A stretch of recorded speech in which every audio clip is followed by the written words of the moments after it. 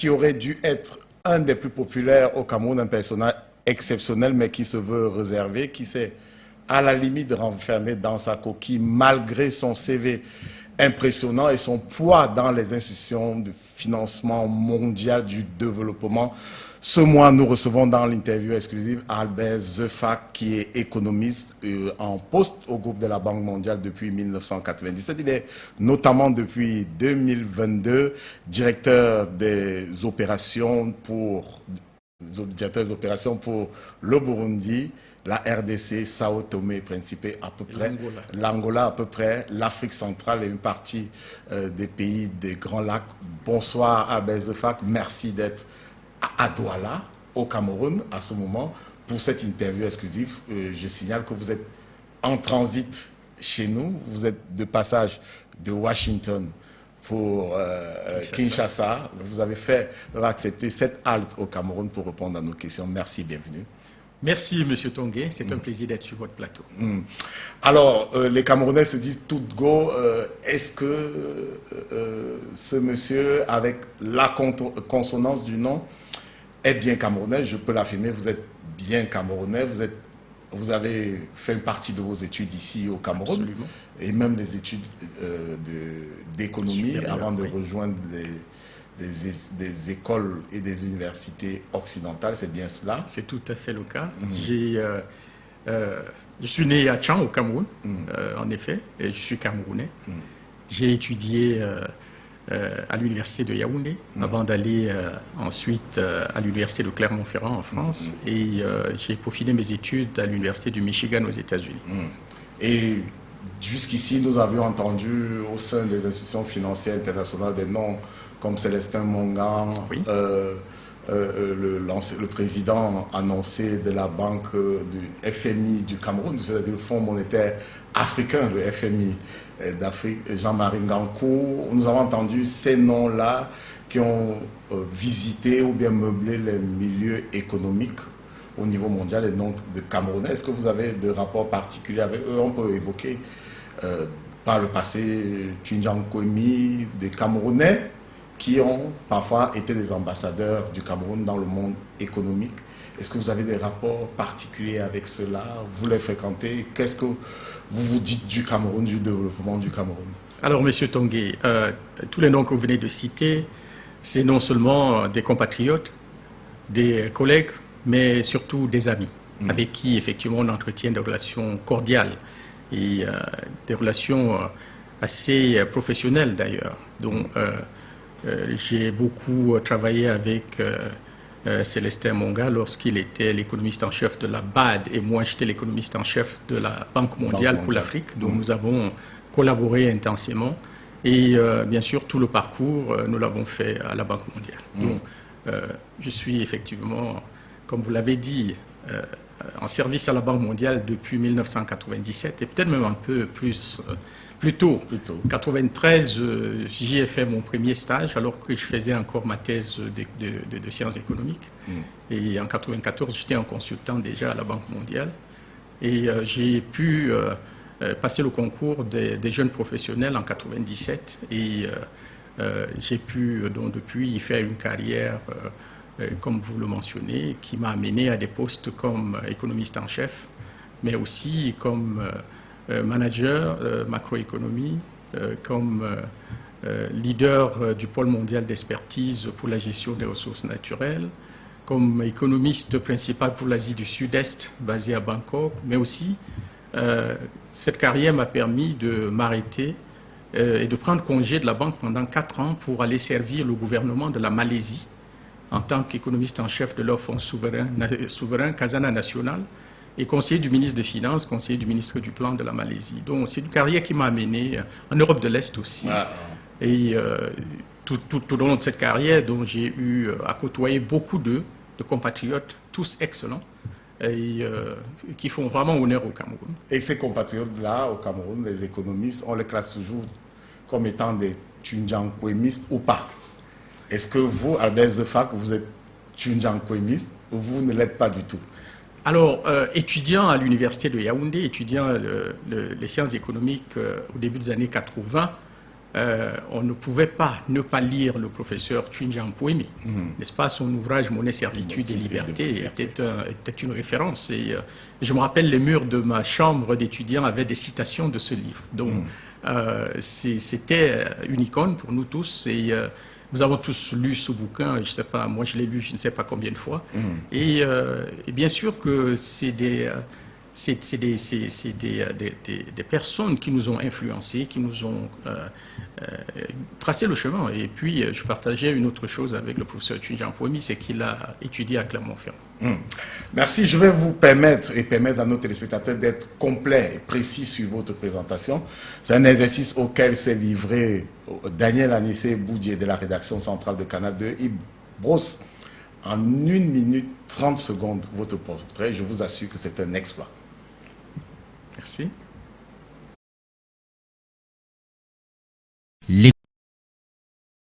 L'économie, il la connaît par cœur.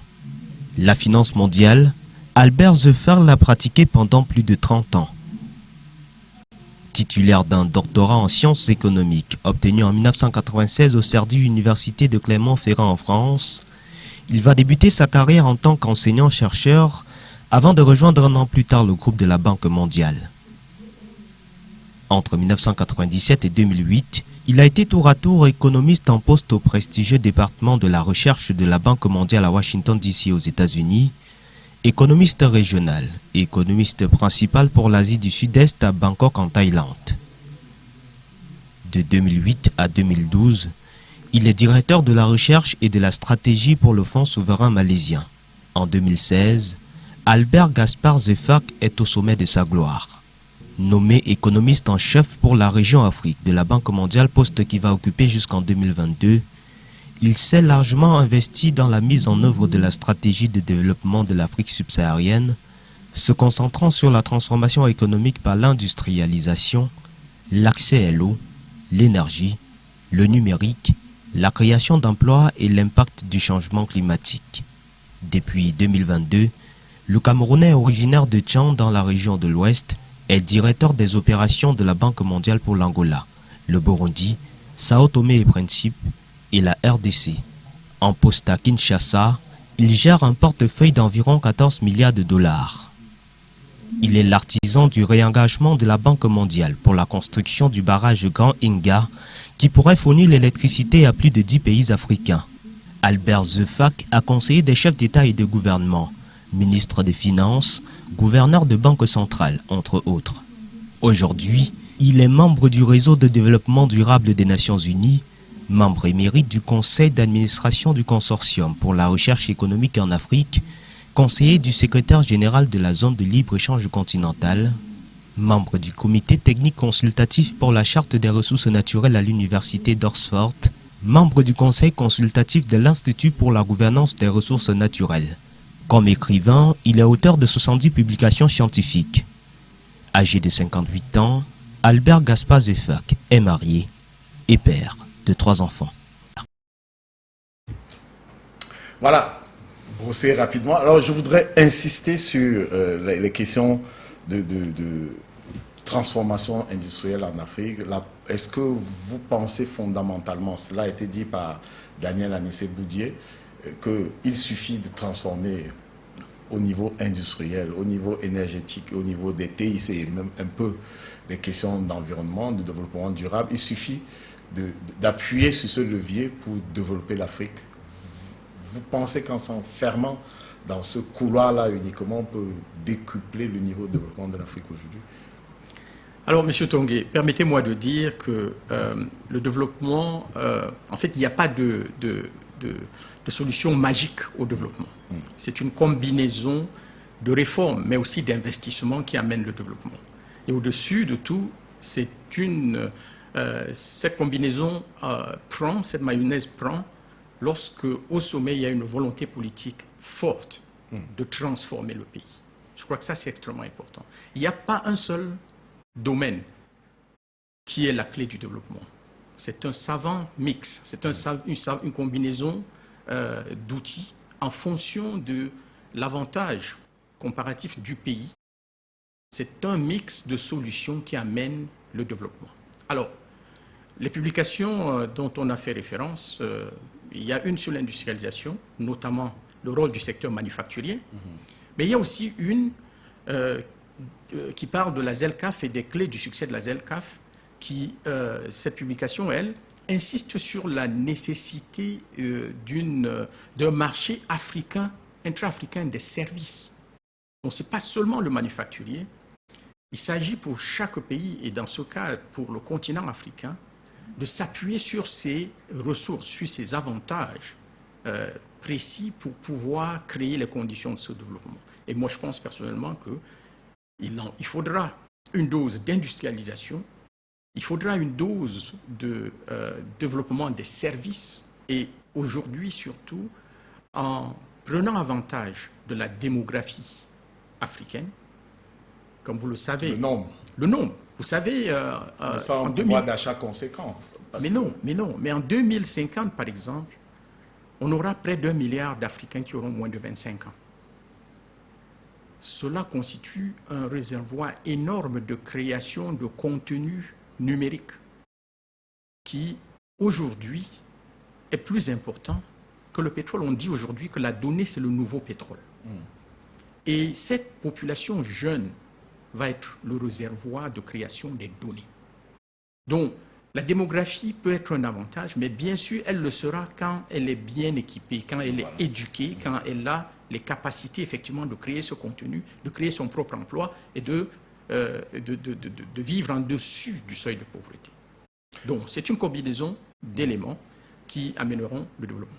Mais on trouve la ressource où, en ce moment, pour préparer 2050, on imagine qu'en tant qu'économiste en chef pour l'Afrique pendant ces années-là, vous avez imaginé des solutions de financement, de la formation, du financement du développement énergétique et donc de la transformation industrielle pour provoquer ce bond en Afrique. Quelles sont les voies d'accès ? Vous avez raison, en tant qu'économiste en chef de la Banque mondiale pendant 6 ans sur l'Afrique, j'ai contribué à développer les stratégies que la Banque mondiale met aujourd'hui en œuvre pour le développement de l'Afrique. Et ces stratégies, elles étaient axées sur les fondamentaux, savoir ce qui permet effectivement d'éclore le développement. L'un, c'est l'énergie, l'accès à l'énergie. Nous vivons aujourd'hui dans un continent où moins de 40% de la population a accès à l'énergie. Sur le milliard d'Africains, il s'agit de 600 millions qui vivent dans le noir. Sans au électricité. Propre, comme au figuré. Non. Au propre. Peut-être ça peut entraîner le sens figuré. Non. Au propre, 600 millions d'Africains vivent sans électricité et on ne peut pas se développer dans le noir, ça c'est clair. Et plus encore, il faut cette électricité, il faut cette énergie pour les entreprises. Aujourd'hui, à travers l'Afrique et au Cameroun aussi, beaucoup d'entreprises sont obligées d'utiliser les générateurs, les ménages aussi. Ça fait des surcoûts. Ça fait des surcoûts, ça réduit leur profit, réduit leur compétitivité et ça pollue en plus. Donc l'accès à l'énergie, c'est... Même si l'Afrique n'a pas de leçon de pollution à recevoir de personnes. Clairement. L'Afrique contribue moins de 3%, autour de 3% aux gaz à effet de serre dans le monde, mais on subit de plein fouet toutes les conséquences de ce changement climatique. Donc on ne peut pas être indifférent. Parce que la fréquence des inondations, des sécheresses que nous vivons en Afrique, c'est le résultat de ces changements climatiques au niveau global. Donc nous ne pouvons pas dire, puisqu'on ne pollue pas beaucoup, on peut continuer à polluer joyeusement. Non, je pense que c'est important. Mais si ça retarde la production. Non. Je pense qu'en fait, aujourd'hui, on est dans une situation où on peut faire les deux. D'accord. On peut produire davantage avec de l'énergie propre, des sources comme l'hydroélectricité ou comme le gaz naturel, n'est-ce pas, dont bénéficient les pays. Et rattraper le retard de développement, et rattraper les autres. Le cas de l'Asie Sud-Est, que vous connaissez notamment, est-ce que ça a été expérimenté là-bas? Est-ce qu'on a utilisé des énergies propres pour développer cette partie de l'Asie-là et prétendre aujourd'hui rattraper l'Occident? Est-ce que ça a été fait là-bas? Parce que les informations que à notre disposition font état de ce que l'Asie n'est pas un modèle de préservation de l'environnement. Et ce n'est que comme ça qu'elle a pu se développer très rapidement. Alors, vous parlez probablement de la Chine. Probablement de la Chine. Mais il faut comprendre, c'est le géant d'Asie. Il faut comprendre que l'Asie, ce n'est pas que la Chine. Oui. Je sais qu'il y a le sommet Afrique-Chine qui arrive. Chine-Afrique ou Afrique-Chine. Moi, je préfère Afrique-Chine. Ouais, voilà. Qui arrive la semaine prochaine. Mais l'Asie, ce n'est pas que la Chine. Il y a beaucoup de pays, en fait, le développement s'est enclenché dans les pays d'Asie du Sud-Est longtemps avant la Chine. N'est-ce pas? La Chine, c'est les années 80 avec Deng Xiaoping. Mais dès les années 70, des pays comme Singapour, comme la Malaisie, et plus tard la Thaïlande, l'Indonésie, se sont mis, la Corée, bien sûr, dès la première génération, se sont mis sur une trajectoire qui les a amenés à éradiquer la pauvreté en une génération. Taux de pauvreté zéro aujourd'hui dans des pays comme la Malaisie, Singapour. Taux de chômage moins de 3% depuis 25 ans. Et pour le cas de la Corée, un aphorisme dit, je ne sais pas si c'est un aphorisme, vous allez nous confirmer, que la Corée était presque au même niveau que le Cameroun dans les années 50. Ah ben oui. Quelle peut être la clé de ce type de développement? Alors, la clé de ce développement dans les pays d'Asie, ça a été, la conscience au sommet de ces États que personne ne viendra les développer. La conscience dans les pays d'Asie qu'ils devaient contrôler le processus de leur développement et donc la capacité eux-mêmes à créer des solutions pour leur développement et ensuite demander l'assistance des institutions internationales pour le réaliser. Le développement qui marche, c'est celui qui est conçu de façon endogène, qui est en fait, n'est-ce pas, conçu par les pays, et surtout par l'élite. Et là, c'est vraiment important. L'élite asiatique. C'est une question de leadership. C'est une question de leadership, absolument. L'élite asiatique, à un moment, a décidé de faire de leur pays les meilleurs au monde. Ils ont décidé d'aller copier tout ce qui marche partout ailleurs dans le monde et ils sont revenus dans leur pays, les mettre en œuvre et l'ont cuisiné à leur sauce, si je peux me permettre l'expression, pour produire ces effets. Est-ce qu'on le fait sans transformer l'économie en science sociale, en se disant que l'économie, en réalité, n'est que le reflet d'une société précise? Comment on réussit la manœuvre, justement? L'économie, c'est une science qui a des préceptes et qui a des canons clairement définis. On ne peut pas se développer sans avoir une gestion macroéconomique saine. Et les pays d'Asie l'ont compris. Et l'orthodoxie monétaire, l'orthodoxie sur le plan budgétaire était un credo de tous les gouvernements d'Asie. Donc on ne peut pas se développer si on a une monnaie, si on a un gap entre le taux officiel et le marché parallèle qui est à plus de 50%. Vous allez essouffler toutes vos entreprises. Donc il y a des choses absolument claires qu'il faut faire et c'est de la science, n'est-ce pas? Savoir gérer une monnaie et la gérer de façon à ce que vous créiez suffisamment de ressources, de réserves pour vos entreprises. Donc ça c'est un. Deux, les Asiatiques ont compris qu'on ne se développe pas sans infrastructure. Vous savez, j'ai passé plus de 10 ans à travailler dans les pays d'Asie du Sud-Est. Quand je suis revenu travailler sur l'Afrique, j'avais un mal de cœur en permanence. Je l'ai toujours, en fait. De voir que dans les années 70 et 80, les pays d'Asie du Sud-Est qui ont décollé construisaient leurs infrastructures, construisaient leurs autoroutes, par exemple, avec l'aide de la Banque mondiale. Et en Afrique, on a laissé cette opportunité passer. N'est-ce pas? Un pays comme la Malaisie a construit l'autoroute nord-sud, 1200 km, 4 voies, parfois 5, n'est-ce pas, entre le sud de la Thaïlande et Singapour dans les années 80 avec financement de la Banque mondiale. Donc en s'endettant. Bien sûr, mais en s'endettant. Parce qu'on diabolise un peu l'endettement en Afrique. Je voudrais citer le cas de la Côte d'Ivoire. Ouattara est cité, le président ivoirien est cité comme un modèle de leader qui tire le développement infrastructurel de son pays. Mais tout à fait. De l'autre côté, on a des contempteurs qui indiquent qu'il a surendetté son pays. Donc c'est pour ça que je dis qu'on a diabolisé l'économie. Est-ce qu'au regard de l'expérience de l'Asie du Sud-Est, vous pouvez nous confirmer qu'on peut s'endetter et se développer? Absolument, on peut s'endetter et se développer si on le fait de façon intelligente. Comment est-ce qu'on s'endette de façon intelligente? C'est de s'assurer de deux choses. Un, qu'on n'emprunte pas plus qu'on ne peut rembourser. C'est simple, c'est le même principe qui s'applique pour les ménages. Pour les tontines. Et pour les tontines ou pour Voilà. toute forme de gestion de son patrimoine. La deuxième chose, c'est qu'il faut, par conséquent, rechercher des financements concessionnels pour pouvoir financer des investissements longs. Des investissements dans les infrastructures, par exemple. Vous ne pouvez pas lever des ressources sur les marchés de capitaux, vous ne pouvez pas lever des eurobonds qui sont généralement à maturité très courte, n'est-ce pas, et à des taux très élevés. Financé sur l'épargne, n'est-ce pas, des entreprises et des individus. Alors, vous ne pouvez pas lever ces fonds pour financer vos routes. Vous aurez de la peine à rembourser. Et c'est ce que l'on appelle la soutenabilité de la dette. Alors, tous les pays du monde qui se sont développés se sont endettés intelligemment. N'est-ce pas? Donc, s'assurer qu'on lève des financements concessionnels, et c'est là où c'est important de travailler avec les institutions comme la Banque mondiale pour lever ces financements concessionnels pour financer notre développement. Et je crois que vous parlez de la diabolisation de l'endettement. Moi, j'ai écrit des papiers et des bouquins sur la dette africaine. Oui. Vous savez, au début des années 2000, il y a eu l'initiative PPTE qui a annulé la dette africaine, n'est-ce pas? On l'a annulée.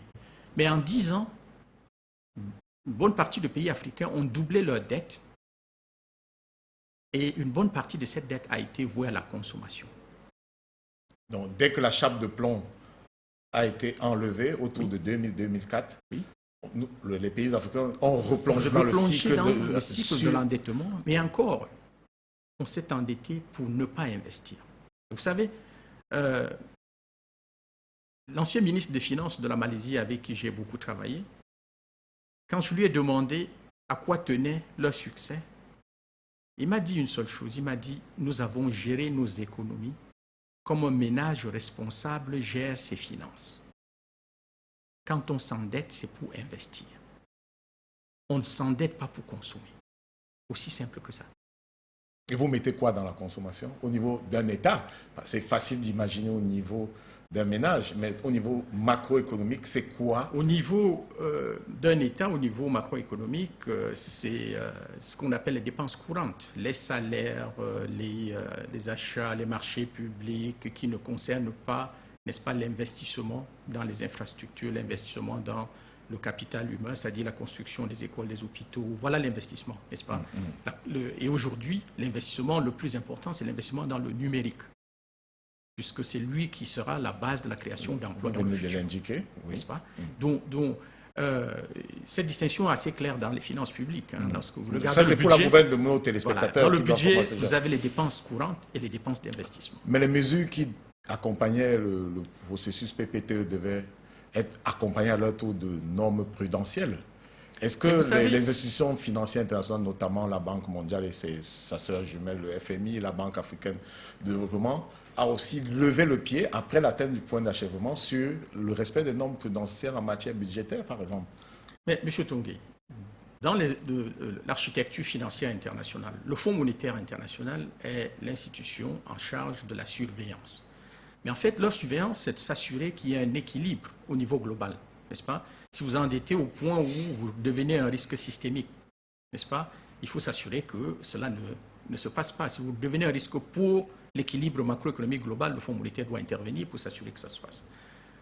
Mais il est important de se dire que aucune institution internationale ne viendra surveiller les Camerounais ou surveiller les gouvernements africains pour qu'ils ou elles fassent leur devoir.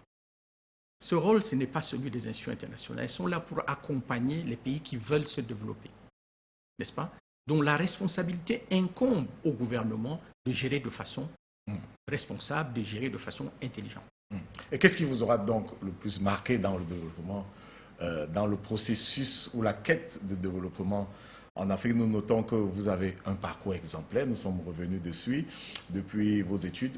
Quel aura été le moment clé de votre vie, le moment clé qui aura influencé votre carrière dans la logique de développement des pays que vous accompagnez?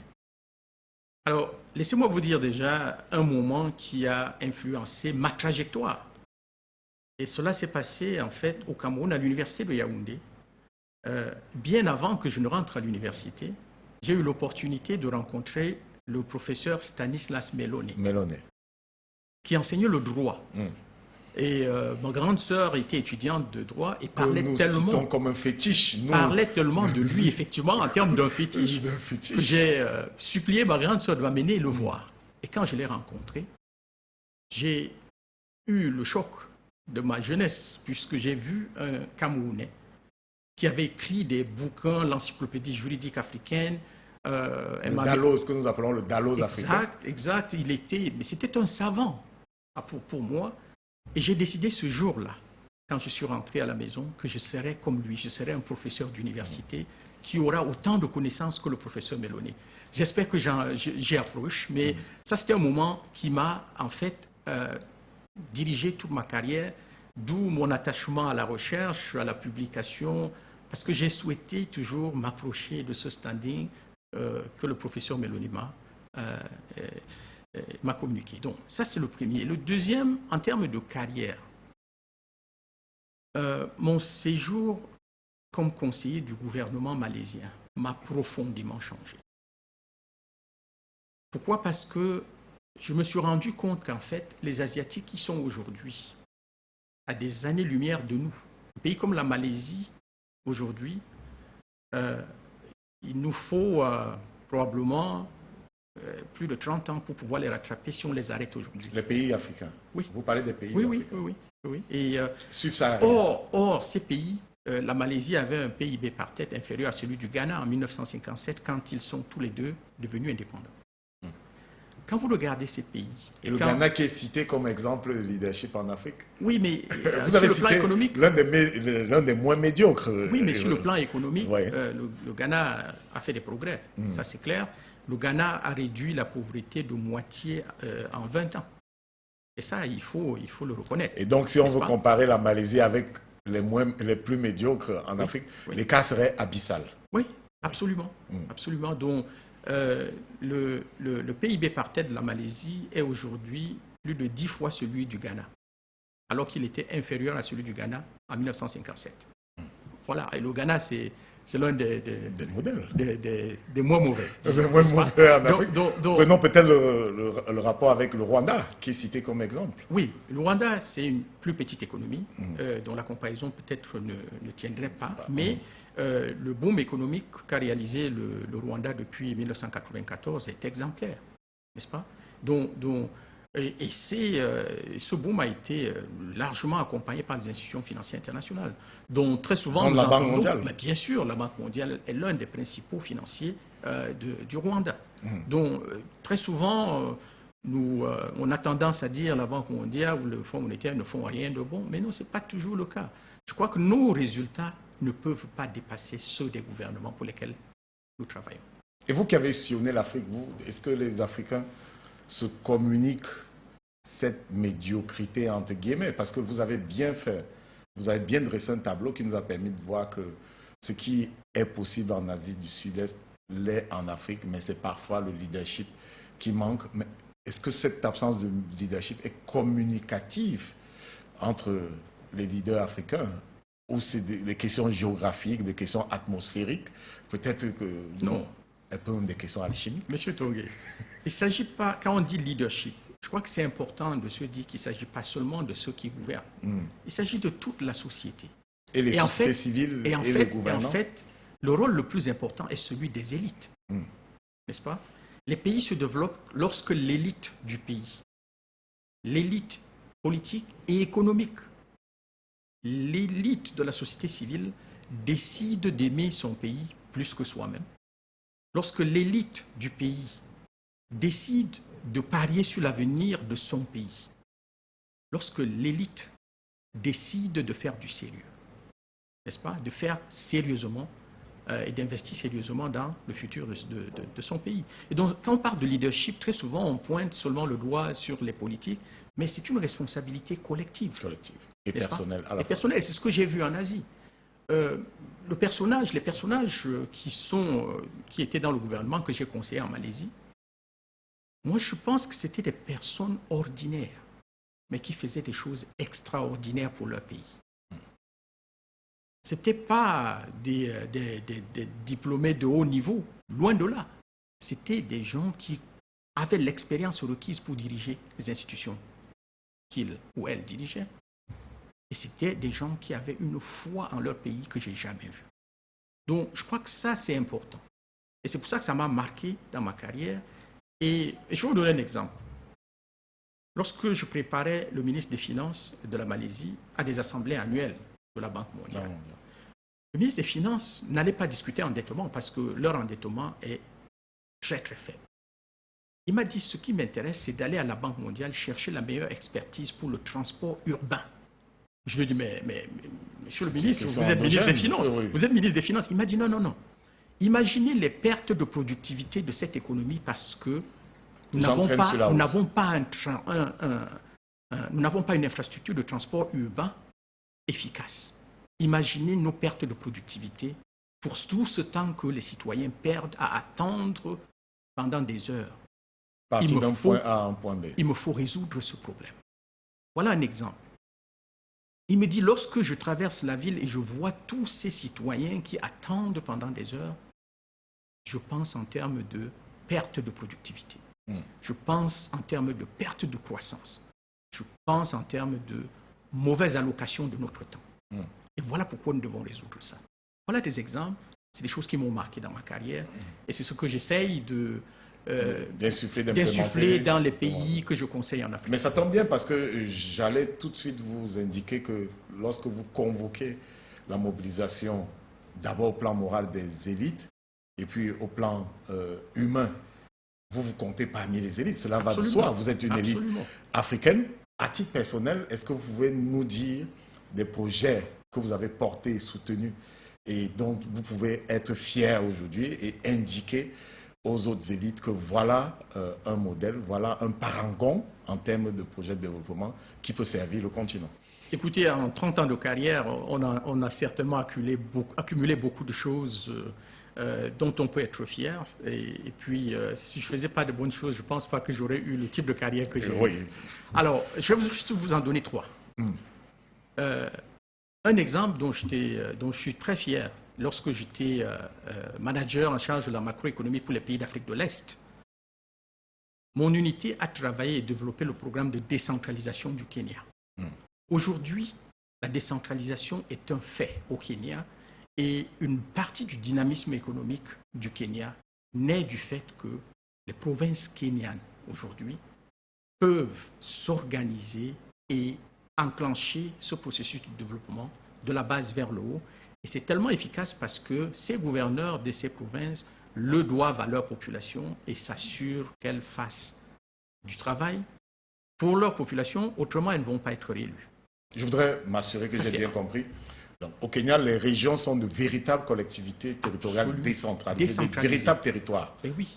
Mais oui. Et c'est un modèle qui peut marcher avec l'Afrique au plan anthropologique parce que dans d'autres pays africains, on a eu l'impression que la mise en place effective de la décentralisation était plus une question anthropologique qu'une question économique. C'est-à-dire qu'il y avait au plan humain des freins qui faisaient qu'on ne puisse pas décentraliser la décision sur certaines questions liées à la souveraineté parce que ce n'est pas nos habitudes. Non, je ne pense pas qu'il faille aborder la question de la décentralisation purement sous l'angle politique. Bien sûr que les politiques ont une lecture. J'aborde la question sur le plan anthropologique. Oui, politique ou anthropologique, je pense qu'il y a une certaine lecture. Mais si l'on se situe sur le terrain économique, les pays qui ont réussi leur décentralisation, clairement, ont des performances beaucoup plus importantes. N'est-ce pas? Donc, je crois que ça, c'est quelque chose à discuter. Donc, je suis très fier d'avoir travaillé avec le Kenya pour mettre en œuvre, parce qu'en fait, il faut des éléments suffisamment techniques pour organiser la décentralisation de façon à ce qu'il y ait un équilibre aussi de pouvoir entre les provinces et le gouvernement central. La règle d'allocation budgétaire doit être sérieusement calculée, n'est-ce pas? Et donc, mes équipes et moi, on a travaillé avec le Kenya sur ce projet et je pense que c'est un modèle, à mon avis, de décentralisation qu'il faut regarder de près. Pas qu'il faille copier tout, mais il faut effectivement s'en inspirer. Ça, c'est un. La deuxième chose, toujours en Afrique, dont je suis très fier, c'est d'avoir travaillé avec le gouvernement ivoirien pour leur vision 2030. Et j'ai coordonné le travail et tous les inputs de la Banque mondiale. Et j'ai travaillé de façon très, très rapprochée avec tous les premiers ministres successifs de la Côte d'Ivoire. Après 2010 ou avant? Non, bien après. Bien après 2010, c'est-à-dire le pouvoir en place en ce moment. Absolument, absolument. La vision 2030 qui a été lancée il y a 2 ans, par le Premier ministre Patrick Achi. Nous avons commencé le travail dessus avec le défunt Premier ministre Gon Coulibaly. Et avant ça, j'en discutais avec le Premier ministre qui était à l'époque Premier ministre, donc Kablan Duncan. Et donc, avec eux, nous avons travaillé extrêmement dur pour pouvoir faire une vision 2030 de la Côte d'Ivoire qui est déclinée en 2 plans quinquennaux et qui commence sa mise en œuvre. Et je pense que si elle est mise en œuvre telle qu'elle a commencé, je pense que ça portera encore la Côte d'Ivoire. Et les clés de la mise en œuvre, ce serait quoi? Le Cameroun est émotionnellement très proche de la Côte d'Ivoire, même si géographiquement nous sommes un peu éloignés. Oui. Ça intéresse les Camerounais, généralement, quand on parle Côte d'Ivoire. La clé de l'implémentation serait quoi, ou les clés de ces 2 plans quinquennaux? Parce que la clé. on a un souvenir de plan quinquennal au Cameroun. Absolument. Alors, je crois que la clé, c'est un leadership extrêmement fort au sommet qui s'assure que les ministères ont des feuilles de route très très claires et un système de sanctions lorsque les gens ne délivrent pas. N'est-ce pas? Ça, c'est assez clair. Un régime de sanctions. Oui, bien sûr. Un système qui sanctionne la mauvaise performance au sommet. La sanction, la bonne comme la mauvaise. Parce qu'une sanction peut être positive. Absolument. Et je crois que ça, c'est des éléments que je vois en Côte d'Ivoire. Mais le plus important aussi, et ça c'est important, et ça rejoint l'expérience asiatique, c'est d'avoir une administration professionnelle compétente et pas corrompue. Est-ce que vous ne donnez pas un blanc-seing à la Côte d'Ivoire parce qu'elle est encline, à collaborer avec les institutions financières? Donc, il n'y a qu'à regarder le pedigree du président Ouattara lui-même. C'est un ancien chef à la Banque mondiale, au FMI, au Fonds monétaire international, et donc plus enclin avec son administration à collaborer avec le FMI, la Banque mondiale, ce qu'on appelle les institutions de Bretton Woods. Est-ce que ce n'est pas affectif? Non. Ce n'est pas plus affectif que technique? C'est un pays que je connais très bien.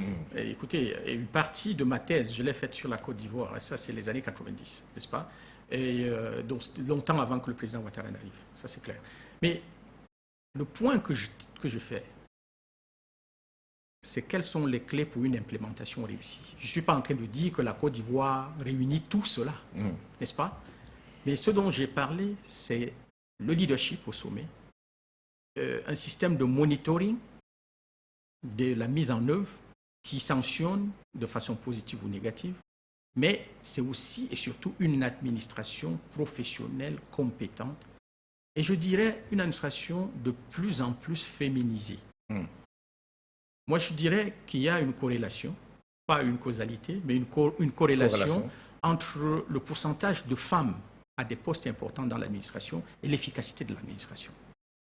Et quels sont les ressorts scientifiques à cette... Mais oui, il y a des études qui montrent aujourd'hui que, en fait, les femmes sont plus diligentes et sont plus efficaces au travail au niveau des responsabilités que les hommes. Et voilà pourquoi, au niveau de la Banque mondiale, nous sommes engagés pour faire la parité dans les postes de management. 50% au moins, n'est-ce pas? Dans les rues du Cameroun, on dit que les femmes ont peur d'emporter les milliards, de voler. Est-ce que vous direz trivialement les choses comme nous? Non, je ne dirais pas qu'elles ont peur. Je dirais qu'elles sont peut-être plus responsables en mère de famille. Alors, vous êtes en ce moment, vous êtes basé en ce moment à Kinshasa. Vous dirigez, on l'a indiqué en termes des missions. Vous avez la tête de la direction des opérations de la Banque mondiale pour cette région-là, Kinshasa et quelques pays voisins, Burundi, Sao Tomé et les autres, et l'Angola. Vous êtes à la tête, vous avez un portefeuille de 14 milliards de dollars, c'est-à-dire en francs CFA, à peu près 6 500 ou 7 000. Les Camerounais comprennent rapidement que c'est à peu près le budget du Cameroun. Que fait la Banque mondiale avec un portefeuille de 6 500 à 7 000 dollars dans cette zone-là et comment Non, c'est 14 5 milliards de dollars dollars. américains. Et maintenant, c'est 6 500 milliards de francs CFA, que nos téléspectateurs comprennent rapidement, parce que ça peut être éthéré pour eux d'évoquer des dollars ici. On annonce des changements, des grands changements dans cette zone de l'Afrique, dans cette partie du monde, à partir de cette enveloppe de la Banque mondiale. Comment vous pensez pouvoir insuffler le développement dans cette partie du pays? Bon, déjà, permettez-moi de clarifier, les 14 milliards de dollars, c'est le montant des engagements sur les 4 pays dont j'ai la responsabilité. La RDC, qui est un pays immense, et vous savez, la RDC, c'est un pays dont la taille, plus de 2 millions 200 000 kilomètres carrés, est la taille de toute l'Europe de l'Ouest, n'est-ce pas? La RDC a donc un portefeuille de 9 milliards de dollars et l'Angola, qui est un pays à revenu intermédiaire, a un portefeuille de 4 milliards, un peu plus de 4 milliards de dollars avec nous. Le Burundi, 1,5 milliard de dollars. Donc, Sao Tomé est un peu plus petit. Alors, qu'est-ce que cela signifie? Monsieur Tongué, ce n'est pas une caisse d'argent que j'ai dans mon bureau, n'est-ce pas? C'est des engagements pour des projets que nous avons, d'un commun accord avec ces gouvernements, décidé de financer. C'est des ressources que nous mettons à la disposition de ces pays pour enclencher leur développement. Concrètement, qu'est-ce que nous faisons, par exemple, pour le Congo? Au Congo, nous avons un projet de 800 millions de dollars pour accompagner la vision du président Tshisekedi pour la gratuité de l'éducation primaire. Sur tout le Congo? Oui, sur tout le Congo. Et depuis que nous avons mis en œuvre ce projet, il y a plus de 4 millions d'enfants supplémentaires dans les écoles au Congo. Ça, c'est un projet.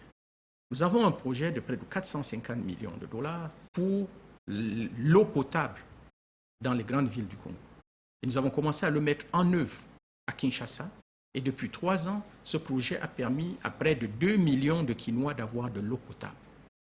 Et nous le déployons maintenant dans 4 autres provinces du Congo central. Sur les 30 millions. Sur les 20 millions à peu près de Kinois. Voilà. Donc, vous savez, chaque province du Congo, c'est équivalent à un pays. Hein. Oui. Donc, c'est énorme. Donc, nous sommes en train de porter ce projet sur 4 autres provinces pour donner de l'eau potable et assurer les conditions d'assainissement. N'est-ce pas? Voilà notre exemple. Plus important, nous sommes en train de travailler sur la première autoroute au Congo que la Banque mondiale va financer et qui va être le début de l'autoroute Est-Ouest. Nous sommes engagés, et les travaux commenceront avant la fin de cette année, à financer donc une autoroute entre Bukavu et Buji-Mayi. Là, on parle de plus de 800 km, n'est-ce pas? D'autoroute, et on va commencer ce travail dès le mois d'octobre. Et là, on parle d'un projet d'1,5 milliard de dollars que nous avons mis à la disposition du Congo. Les études déjà bouclées? Études bouclées. Et le début des travaux est prévu en octobre. Ça fait 2 ans que nous travaillons dessus. Donc, ça, c'est des exemples de projets que ce portefeuille finance. L'électricité, n'est-ce pas? Nous avons un projet qui finance la production et la distribution d'énergie, d'électricité, projet donc de réforme de la Société nationale d'électricité, n'est-ce pas? Parce qu'en fait, il faut penser investissement, mais il faut les accompagner de réformes, sinon on n'a pas de résultat. Alors, et nous accompagnons les réformes par les appuis budgétaires. L'instrument que nous utilisons pour avancer les réformes, c'est l'appui budgétaire, c'est-à-dire que nous discutons d'un ensemble de réformes qui doivent être entreprises, par exemple, améliorer la gestion, la stabilité financière de la SNEL, ça c'est un objectif, améliorer la qualité du management de la SNEL, et nous avons, avec le gouvernement, convenu que les directeurs généraux et les membres du conseil d'administration de toutes les entreprises publiques clés devront désormais être pourvus par concours, un concours que supervisera la Banque mondiale, pour s'assurer qu'on est les meilleurs qui gèrent ces entreprises. Et que fait-on de la souveraineté de la RDC? C'est exactement ainsi que le pays assure sa souveraineté, parce que ces meilleurs sont des Congolais qui vont en fait permettre à ces entreprises de générer des services les plus importants pour leur population, les meilleurs pour leur population. Et d'ailleurs, si je peux partager une indiscrétion, lorsque ce concours pour recruter les directeurs généraux de la SNEL, de la Régie des eaux, lorsque ce concours a été fait il y a 2 ans, nous avons proposé au bout du processus 3 noms au président de la République pour qu'il fasse effectivement, qu'il exerce sa souveraineté.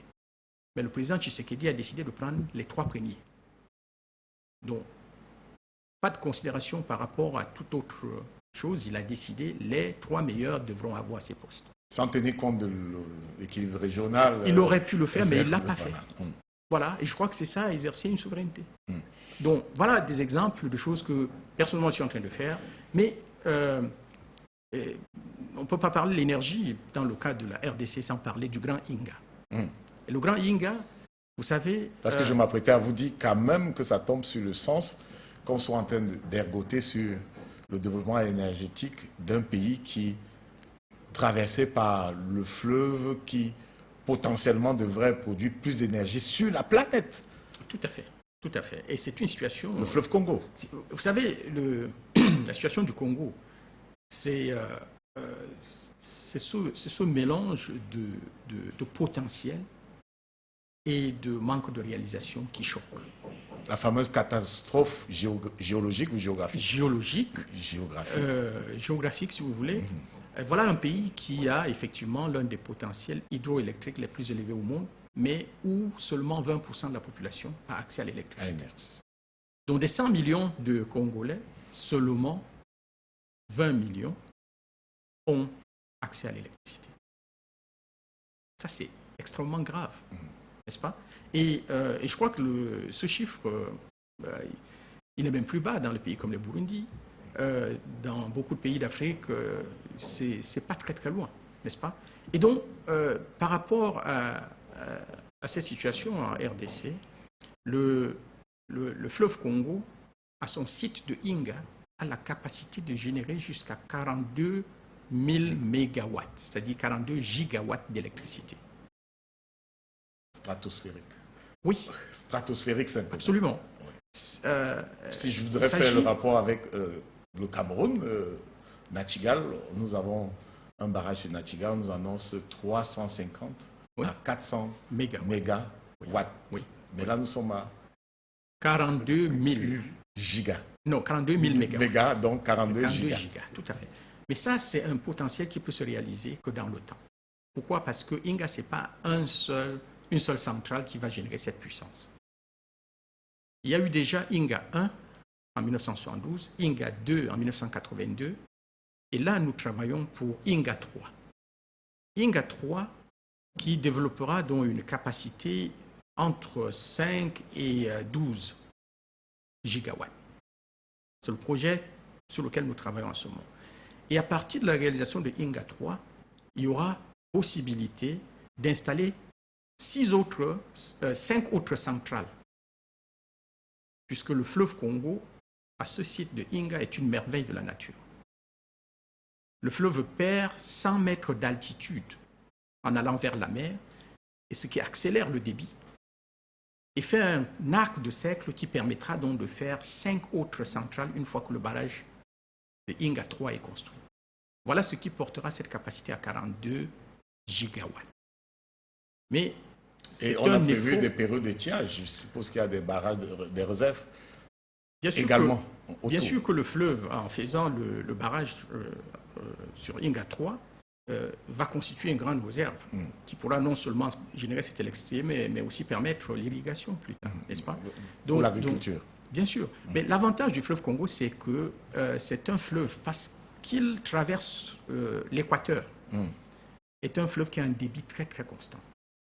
Vous savez, au-dessus de l'équateur, lorsqu'il pleut, c'est la sécheresse en dessous de l'équateur et vice-versa. Donc le fleuve est constamment... Donc on n'est presque pas d'étiage. Presque pas d'étiage. C'est ça l'avantage, et c'est ce pourquoi c'est vraiment une opportunité énorme en Afrique. Et quand on sera capable de faire les 42 gigas, ça va être le double du barrage le plus grand au monde, le barrage des Trois Gorges en Chine, qui génère 22 gigawatts. Dites-moi, Albert Zevak, regardez-moi dans les yeux Oui. et dites-moi si vous pensez que ça va se faire pendant que notre génération, notre époque est encore sur cette planète. Est-ce que ça va se faire, ce Moi, je projet? crois fondamentalement que nous allons faire INGA 3 dans les 10-15 prochaines années.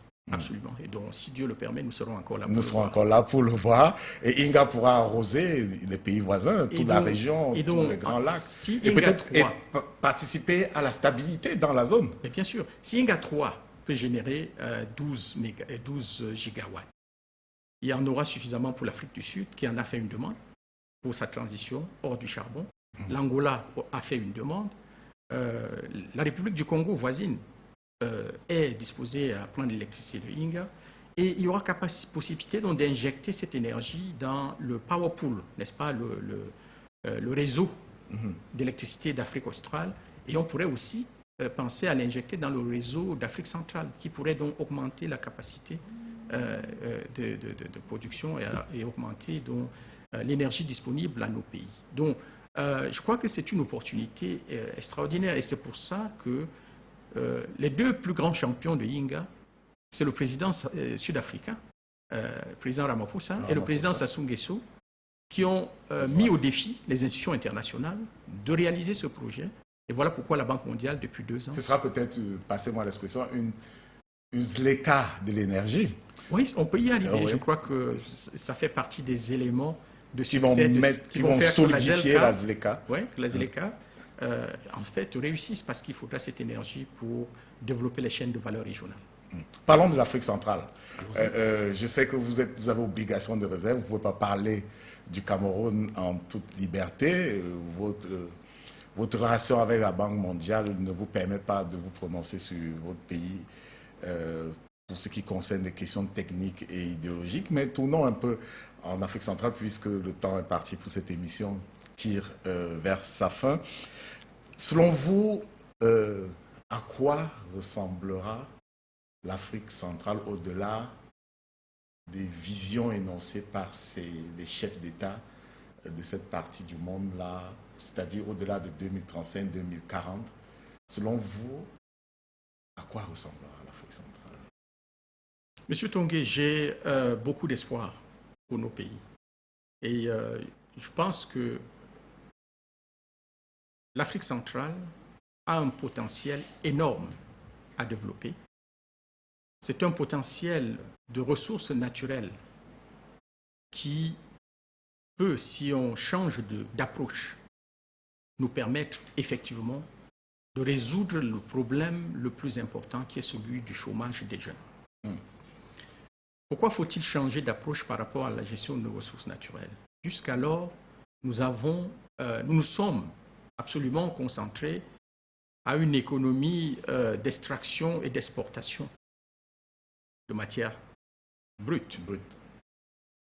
De plus en plus de pays africains décident d'un élément d'ajout de valeur avant l'exportation. Avant l'exportation. Une sorte de pré-transformation. Un pays comme le Congo, vous ne pouvez plus aujourd'hui exporter des minerais bruts sans une première transformation. Congo-Brazzaville. Non, Congo DRC. RDC. Donc, c'est ce qui va poser les éléments, à mon avis, d'une industrialisation, partie de nos ressources naturelles, et s'imposer une première transformation ou une deuxième. Et pourquoi pas penser en termes de chaîne de valeur régionale, n'est-ce pas? Aujourd'hui, la Zambie et la RDC travaillent ensemble pour une chaîne de valeur sur la batterie électrique. Et nous travaillons avec eux pour voir si en fait ça peut devenir une chaîne de valeur de la voiture électrique, avec les câbles de cuivre par exemple, n'est-ce pas?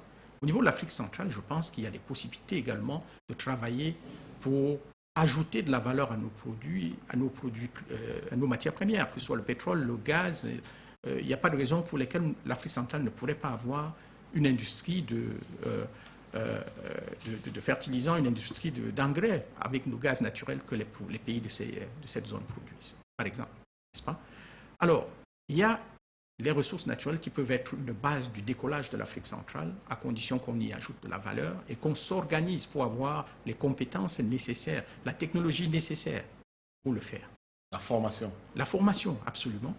Et là, je crois que le secteur privé est mieux placé pour tirer ce développement Et donc, il va falloir créer un environnement des affaires, un climat des affaires qui est attractif aux entreprises privées de la région et aussi en partenariat avec des entreprises étrangères pour développer ce potentiel. Et lorsqu'on interpelle le secteur privé sur les questions d'attractivité, le plus souvent, ce ne sont pas des questions purement économiques qui reviennent. Les appréhensions purement économiques, c'est les appréhensions liées à la fiscalité. Oui, mais ça fait partie du climat des affaires. À la justice. Bien sûr. Qui dépasse le champ de compétences de l'économiste que vous êtes. Bien sûr, mais c'est le champ du politique que nous appelons tous ici. Ça retourne au leadership. Mais écoutez, le développement ne peut pas se faire dans un vase clos, n'est-ce pas? Le développement se fait dans un contexte et puis il bénéficie effectivement de l'impulsion et du leadership des pays dans lesquels on travaille.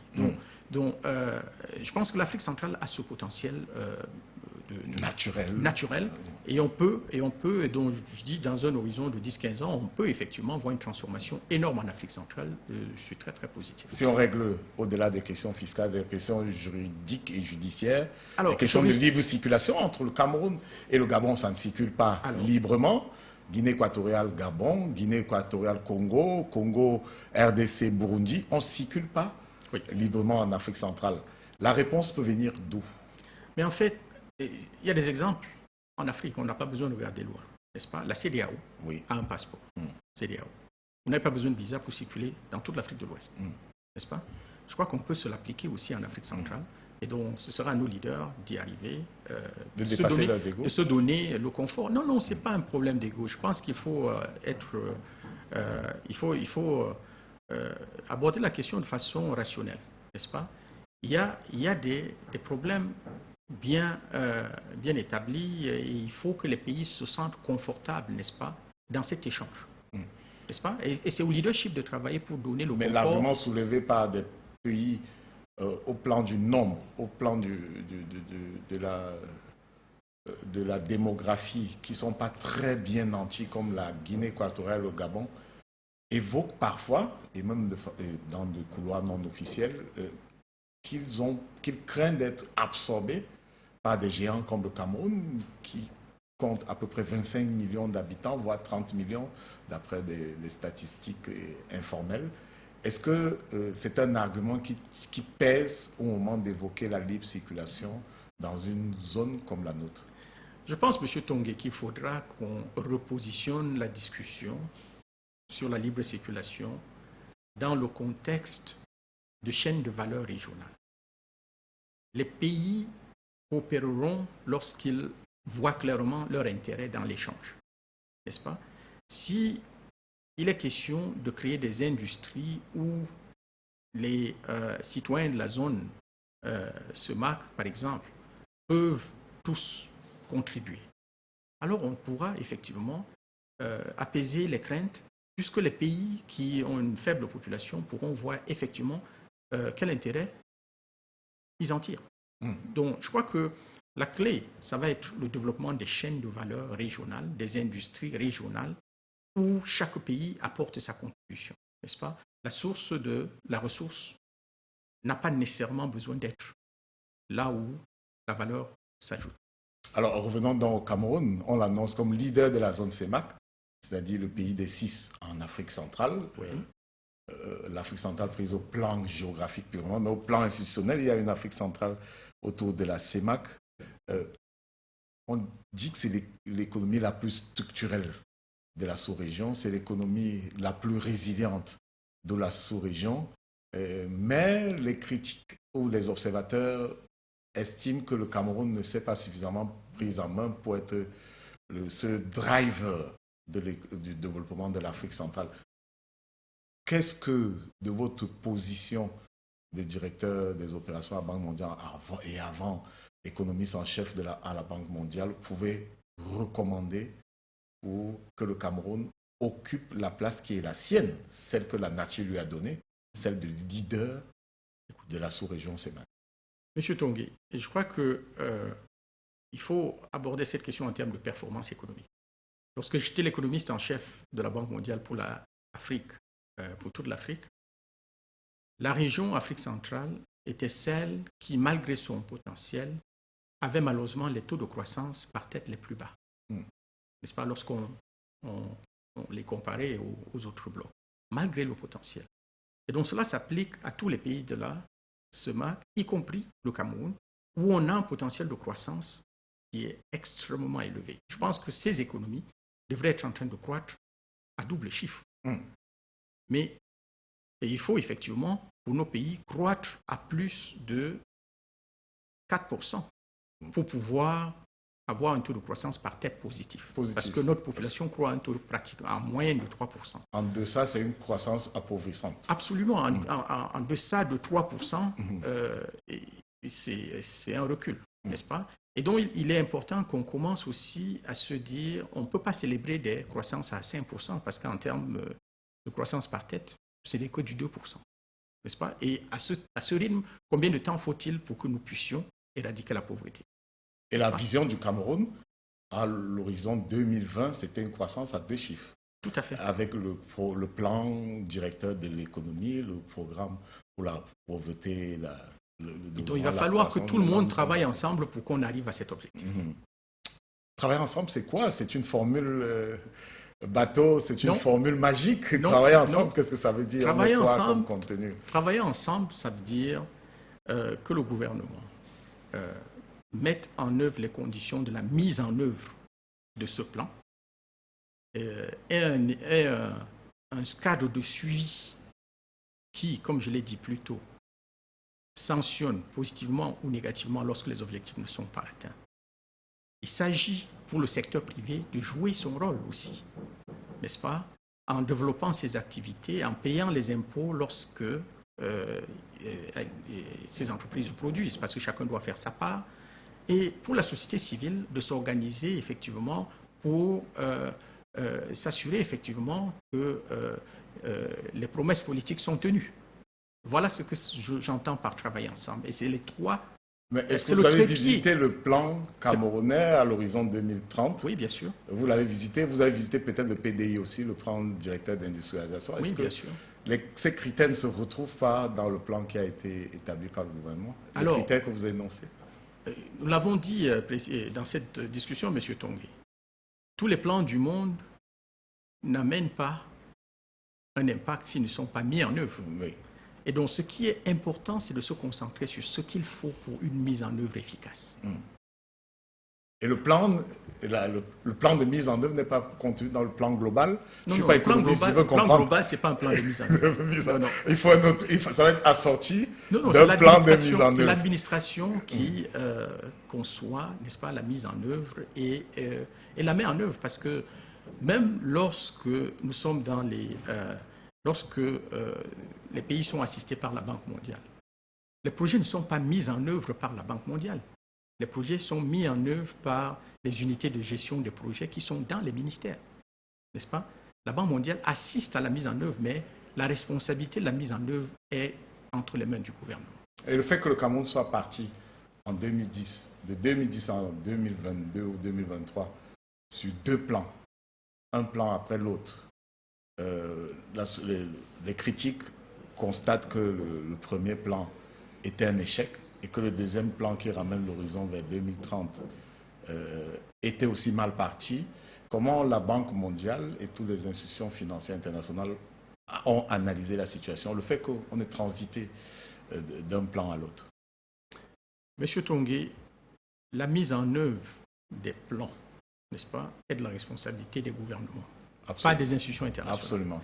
Et donc, je crois qu'il est important de dire que dans les pays où nous avons vu le développement se faire, ces pays conçoivent ces plans, bien sûr, mais mettent en place la machine administrative et réglementaire qui permettent leur mise en œuvre. Et les institutions internationales, nous sommes là pour assister à cette mise en œuvre. Nous respectons votre droit de réserve, votre devoir de réserve sur le Cameroun, nous comprenons aisément. Je vous propose, puisque nous abordons, vous êtes revenu longuement sur les questions de leadership, je vous propose une petite respiration, revisiter votre production littéraire, ce sera avec l'aide de Daniel Anissé-Boudier, une fois de plus, de la rédaction centrale, et derrière, nous pourrons évoquer les questions de leadership qui vous tiennent à cœur. Merci. Trois ouvrages différents, mais avec pour point d'ancrage la question du développement de l'Afrique. Aux côtés de ses co-écrivains, Albert Zefar partage en 6 grands chapitres sa vision de l'industrialisation et les enjeux socio-économiques du développement de l'Afrique subsaharienne. En 197 pages, l'auteur déroule son argumentaire fondé autour du rôle de l'industrie manufacturière dans la transformation structurelle du continent, en mettant un point d'honneur sur son intégration dans les chaînes de valeur mondiales. Les avantages et les défis avec à chaque étape des graphiques et diagrammes pour illustrer ses points de vue. Pour sortir, Albert Zefar examine en profondeur le rôle des politiques afin de tendre vers une croissance durable. Politique commerciale, concurrence, développement des infrastructures, entre autres transferts des technologies. L'Afrique subsaharienne ne peut connaître véritablement son essor que si les pays du continent pensent également de meilleures politiques de marché. Les ouvrages Africa in the New Trade Environment et Making the African Continental Free Trade Agreement a Success, co-rédigés par le même Camerounais, par ailleurs économiste en chef de la Banque mondiale pour l'Afrique, explorent la zone de libre-échange continentale et toutes ses opportunités économiques. Les 3 ouvrages issus de la collection L'Afrique en développement, c'est plusieurs cervelles mises ensemble pour une contribution en béton. Merci Daniel Seboudier. Il y a donc ce qui revient dans votre production littéraire, ce questionnement ou bien cette insistance sur la zone de libre-échange en Afrique. Est-ce que, en prolongement à ce que vient d'indiquer Daniel Seboudier, vous voudriez bien nous expliquer pourquoi ce projet, de votre point de vue, est le cœur du développement en Afrique? Alors, M. Tongué, le dernier ouvrage que j'ai eu l'honneur de coéditer avec mes collègues Fulbert Chana et Alissano, dont vous avez parlé dans le reportage, cet ouvrage, en fait, apporte une lecture assez différente sur la ZLECAf. Vous savez, il y a beaucoup d'écrits sur la ZLECAf qui essayent de montrer pourquoi ça ne va pas marcher, qui essayent de se positionner, qui s'interrogent sur l'opportunité de la ZLECAf. Mais ce livre, n'est-ce pas, qui est une contribution collective de plus de 15 Africains, 15 experts africains, tous excellents dans leur domaine, et un groupe que j'ai eu l'honneur de coordonner. Il s'agit de se demander ce qu'il faut pour que ça marche. Quelles sont les clés du succès? Plutôt que de passer notre temps à dire, n'est-ce pas, pourquoi ça ne marchera pas, demandons-nous ce qu'il faut pour que ça marche. Et cet ouvrage, en fait, découvre 2 grandes pistes. La première piste, c'est celle que j'appellerais l'approche traditionnelle de l'intégration, qui consiste à s'assurer effectivement qu'on construit des infrastructures connectives entre les pays pour permettre ces échanges, qu'on change nos politiques commerciales pour réduire, par exemple, les barrières non tarifaires, mais aussi les barrières tarifaires, n'est-ce pas, qu'on ait une politique, une coordination, n'est-ce pas, au niveau fiscal, au niveau monétaire, pour pouvoir s'assurer effectivement qu'on puisse échanger davantage. Et déjà, pour le dire, l'Afrique échange moins de 20%, quels que soient les types de statistiques qu'on utilise, c'est entre 15 et 20% d'échanges intra-africains, qui est extrêmement faible. Alors, comment pouvons-nous nous assurer que cela puisse augmenter, effectivement en mettant en œuvre ces politiques traditionnelles? Mais la nouveauté que nous apportons dans ce livre, c'est d'ancrer le raisonnement sur un commerce intra-africain de services. Et pour le faire, il nous faut vraiment exploiter 2 avantages que nous voyons, la démographie africaine et la digitalisation. Et si on le fait bien, on arrivera à la diversification de l'économie. Donc ce livre articule donc une stratégie en 3D, comme nous l'appelons, n'est-ce pas? S'appuyer sur la démographie et la digitalisation pour la diversification. Un peu comme le digital a rapproché la Côte d'Ivoire et le Cameroun, qui sont pourtant loin, qui sont très éloignés au plan géographique, C'est un peu ce type de modèle-là. Bon, ça s'est rapproché peut-être sur le plan des interactions sur les réseaux sociaux et ainsi de suite. Mais ce dont nous parlons, c'est du digital qui est un vecteur d'accroissement de la productivité des administrations, mais aussi des entreprises. C'est le digital qui va permettre les échanges commerciaux à travers notamment la finance numérique, n'est-ce pas? C'est le digital qui va permettre à la petite entreprise d'augmenter ses ventes sur Internet. C'est le digital qui, aujourd'hui, au Kenya, permet à la femme qui vend les légumes de ne plus prendre du cash. Elle commande sur M-Pesa et est payée par M-Pesa. Et ainsi, elle peut rentrer à la maison sans se faire agresser sur la route parce qu'elle ne porte plus de cash. Aujourd'hui, au Kenya, sur les marchés, les femmes refusent le cash. N'est-ce pas? Imaginez cela. J'imagine bien, parce que c'est l'inverse au Cameroun. Alors, il y a des paiements numériques au Cameroun qui existent, mais les plus réfractaires à ces paiements, disons que ça ce commence. sont des patrons de très petites entreprises. Disons que ça commence, mais il faut vraiment monter en gamme dans la finance numérique en Afrique centrale. Et le Kenya, c'est vraiment un modèle dans le monde par rapport à cela. Et je pense que c'est ce digital qui va nous permettre effectivement l'éclosion d'un marché africain de services. Et vous savez, je le disais tout à l'heure, la démographie africaine est en notre faveur, à condition qu'on éduque cette population et qu'on l'équipe d'outils nécessaires. Les compétences numériques doivent être enseignées dès les écoles primaires dans nos pays pour que le jeune puisse créer son propre emploi sur la toile. N'est-ce pas? L'entrepreneuriat numérique est une voie de futur pour les emplois. La création du contenu qui va alimenter ces toiles, ça va être la responsabilité de cette jeunesse. Il faut qu'on l'équipe pour qu'elle saisisse cette opportunité. Donc, ce livre pose clairement les jalons pour un succès de la ZLECAf, pas comme on l'a souvent pensé. On la pense seulement en termes de biens, n'est-ce pas? Mais il faut commencer à la penser en termes de services aussi. Alors, votre parcours a inspiré beaucoup de jeunes Africains. Puisqu'on tire vers la fin de notre entretien, je voudrais quand même évoquer quelques questions personnelles. Vous avez gardé un pied au Cameroun, vous vous sentez rattaché au Cameroun, vous vous sentez camerounais? Je suis camerounais et je n'ai jamais pris notre nationalité, je suis camerounais. Pas que je n'avais pas l'opportunité de le faire. Est-ce que quotidien, vous vous sentez camerounais?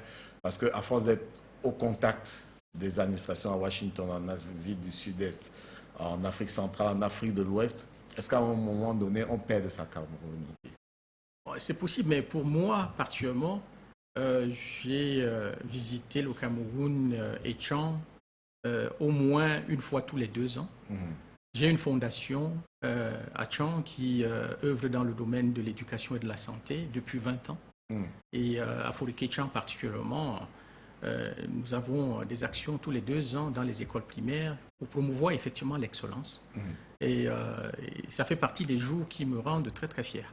Vous avez ça vous sert de cadre certainement pour prodiguer des conseils à ces jeunes? Pas nécessairement, jeunes, mais... dès la pépinière, peut-être des jeunes étudiants, vous leur montrez le chemin qui conduit peut-être à une carrière internationale, à un rayonnement qui se rapproche du vôtre ou bien qui le dépasserait? Non, le message fondamental de cette fondation, c'est de dire l'excellence peut vous amener à des endroits inimaginables, n'est-ce pas? J'ai eu la chance d'être très bien formé dans les écoles du Cameroun et j'insiste très souvent dans mon CV de dire que j'ai eu d'abord un DEA à l'université de Yaoundé qui était l'une des meilleures dans les années 80, n'est-ce pas? Et avant d'aller en Europe, et quand je suis arrivé en Europe justement, les gens pensaient que je venais d'un autre pays européen parce que mon niveau était extrêmement élevé par rapport à ceux des étudiants français que je retrouvais. Donc le message, c'est de dire travaillons, soyons excellents dans ce qu'on fait et cela peut vous amener cela pourra amener un enfant né à Tchang qui a fait l'école publique de Fouré-Kétchang à devenir l'économiste en chef, le premier noir à être l'économiste en chef de la Banque mondiale. Et après économiste en chef de la Banque mondiale, après directeur des opérations de la Banque mondiale, on aspire à quoi? On n'a pas atteint le plafond de verre? Écoutez, on atteint un niveau de satisfaction qui vous permet de dire, de regarder le chemin parcouru et de dire qu'on a contribué ce qu'on pouvait contribuer à l'Afrique, mais cela donne aussi de l'expérience pour contribuer davantage, n'est-ce pas? Avant 60 ans, oui, bien sûr. Voilà, on se dit qu'on peut aller, on peut voler plus haut. Ça peut être quoi, président de la Banque mondiale? Non. La présidence de la Banque mondiale, statutairement, est américaine, oui. N'est-ce pas? Mais bien sûr, il y a énormément de choses à faire. Moi, je suis focalisé... Peut-être revenir au pays? Non, je suis focalisé dans les 2 prochaines années à m'assurer que l'on assure un décollage effectif du travail sur le barrage Grand Inga, qui sera une contribution énorme à toute l'Afrique. Et je crois qu'il y a beaucoup d'autres défis. Le Lobito Corridor en Angola, sur lequel je travaille aussi, qui pourra également poser les bases de la diversification économique de l'Angola. J'ai orienté le portefeuille de l'Angola effectivement pour m'assurer qu'il y ait des villes secondaires le long du corridor, pour que ce ne soit pas juste un chemin de fer pour extraire les minéraux, mais que les populations angolaises aient des emplois reliés à ce corridor. Je pense qu'il y a énormément de travail à faire dans ces pays, aussi à l'international. Et lorsque je regarde la carrière d'une des personnes que j'admire le plus, Madame Ngozi Okonjo-Iweala, du Nigeria, moi, je pense qu'il y a encore beaucoup de travail à faire. On suit bien le regard, on suit bien votre regard. Alors, à Washington, comment on regarde les autres institutions financières internationales, la Banque islamique de développement, la Banque africaine de développement et toutes les autres organisations qui sont vouées à accompagner les pays en quête de développement dans leur cheminement? Comment on les regarde? Avec des complexes de supériorité? Est-ce que le rapport est plus horizontal que vertical? Alors, vous savez, nous l'avons dit dans cette émission, le développement a besoin de tous, n'est-ce pas? Il n'y a pas une seule institution dans l'architecture financière internationale qui est capable toute seule de faire développer les pays. Et donc, le rôle des partenariats est essentiel. Et la Banque mondiale travaille en partenariat avec beaucoup d'institutions, y compris la Banque africaine de développement. Juste un exemple, le nouveau président de la Banque mondiale, Adjei Banga, vient de signer un mémorandum avec la Banque africaine de développement sur l'énergie. Et ensemble, nous avons convenu que la Banque mondiale va accélérer ses projets et programmes pour qu'on donne l'électricité à 500 millions d'Africains supplémentaires avant 2030. Dans la moitié de la population. Oui, la Banque africaine de développement a promis d'ajouter 100 millions. Donc, un programme commun de 600 millions d'Africains que nous allons ensemble essayer d'atteindre avec l'électricité, n'est-ce pas? Alors, voilà un programme de collaboration sur lequel nous travaillons activement. Bien sûr, la République démocratique du Congo, en raison de sa population, devra jouer un rôle extrêmement important. Voilà un exemple de collaboration dont, sur le Grand Inga, par exemple, le président Tshisekedi, lorsqu'il en a fait la demande à la Banque mondiale, nous a dit amener tout le monde autour de la table, aussi bien même la Banque islamique, il n'y a pas de question d'idéologie politique, ça ne compte pas beaucoup. Ah non, nous voulons que le développement s'enclenche. Nous voulons que le développement s'enclenche en Afrique, et le développement n'a pas de religion, n'est-ce pas? Le développement n'a pas de religion, et toutes les institutions, la banque des BRICS est très intéressée à travailler sur le Grand Inga, n'est-ce pas? La Banque africaine de développement. Toutes ces institutions, nous allons essayer de travailler avec elles pour qu'on réalise ces projets transformationnels. Alors, je reprends cette question pour l'indiquer clairement. Oui. Est-ce qu'il n'y a pas de problème idéologique entre Banque africaine de développement, Banque mondiale et une entité comme la Banque islamique de développement? Est-ce que des questions de philosophie politique n'entravent pas le rapport technique avec elle? Alors, M. Tongué, l'infrastructure n'a pas de religion. D'accord?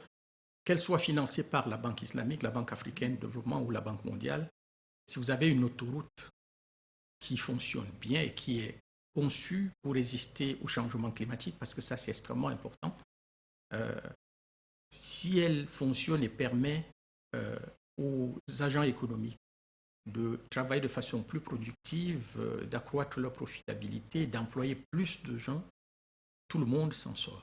Donc, je ne pense pas qu'il y ait un problème d'idéologie lorsqu'il s'agit des questions essentielles du développement. La Banque africaine de développement, à mon avis, est une institution qui a vocation à jouer un rôle fondamental dans la transformation économique africaine. Parce qu'en fait, elle a un portefeuille qui est très ancré sur ses fondamentaux, sur l'infrastructure, l'énergie, et je pense que nous travaillons tous ensemble et il faudrait que cette institution pousse davantage pour pouvoir... Vous pensez que la Banque africaine de développement peut fondamentalement tirer le développement en Afrique? Je le pense. Je le pense. Et que peut-être serait mieux adapté en termes d'institutions internationales pour encadrer les Africains, peut-être parce que il y aurait une proximité culturelle entre ces dirigeants et les dirigeants africains? Écoutez, je pense que chacune de ces institutions a ses avantages comparatifs. Mais une fois de plus, il faut penser en termes de partenariat, n'est-ce pas? La surface financière de la Banque africaine de développement n'est pas suffisante pour qu'elle seule joue ce rôle. Donc il va falloir travailler effectivement à la faire monter naturellement en gamme en termes de mobilisation financière. Il faudra également exploiter son avantage comparatif qui est cette proximité avec le terrain pour effectivement qu'on accélère la mise en œuvre de ces projets.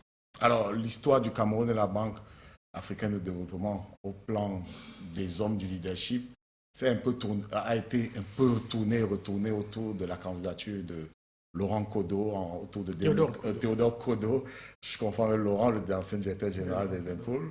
Théodore Kodo, qui a été vice-président de la Banque africaine de développement et qui a candidaté pour être président de la Banque. Les Camerounais l'ont vécu un peu avec beaucoup de peine qu'il ne soit pas élu. Est-ce que vous avez des nouvelles de Théodore Kodo? Théodore, c'est un grand frère. On n'a pas échangé tout récemment, mais c'est quelqu'un que nous respectons tous. Et quel regard, c'est la dernière question avant de vous permettre de conclure l'émission, quel regard un fonctionnaire de la Banque mondiale qui a surfé aussi, qui a flirté avec la Banque africaine de développement, qui a flirté avec les gouvernements asiatiques et africains, porte sur un projet comme le Fonds monétaire africain qui devait être basé au Cameroun, qui est présenté un peu comme un mort-né. Comment vous percevez cette organisation, cette institution-là? Est-ce qu'elle aurait pu, est-ce qu'il aurait pu, le Fonds monétaire africain, tirer le développement de notre pays, de notre continent? Monsieur Tongué, je pense que nous avons besoin d'institutions financières qui écoutent encore plus, n'est-ce pas, les Africains.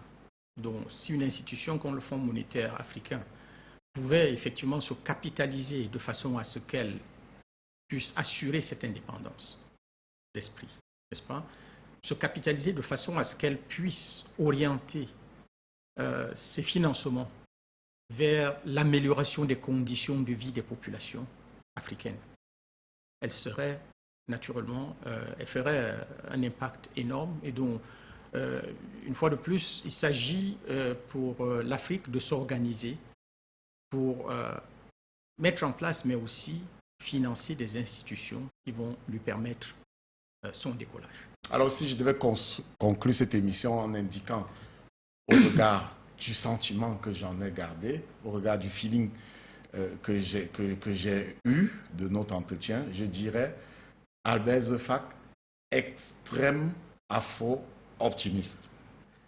C'est exact, c'est l'idée que vous avez voulu projeter, l'image que vous avez voulu projeter au cours de cet entretien? Je suis afro-optimiste, pas extrême, très réaliste.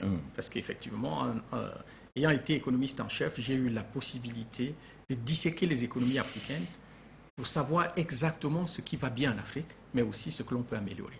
Donc, j'ai espoir et je fais confiance à la jeunesse africaine et surtout la jeunesse camerounaise pour effectivement apporter les solutions aux problèmes auxquels nous faisons face. Merci Abel Zefak. Je voudrais aussi vous remercier pour cette nourriture de l'esprit. Pour préparer cette émission, nous avons parcouru quelques-uns de vos ouvrages qui ont été affrétés par Daniel Anissé Boudier tout à l'heure. Il y a l'industrialisation en Afrique subsaharienne, saisir les opportunités offertes par les chaînes de valeur mondiales, Making the African Continental Free Trade Agreement on Success, Pathways and a Call for Action, édité avec Fulbert Chana, vous l'avez indiqué, African in the New Trade Environment, Market Access in Troubled Times. Vous avez écrit beaucoup en anglais. Nous n'avons pas pu faire cet échange en anglais. On aura peut-être l'occasion dans un futur proche de dérouler Mon premier livre était en français. Une émission en anglais pour notre public camerounais, anglophone, le public camerounais qui est de plus en plus bilingue. Merci Albert Zefak d'être passé ici. Merci pour cette littérature. Elle est essentiellement ressourçante. Merci. Pour le journaliste politique que je suis, c'était intéressant de faire ce voyage vers la macroéconomie.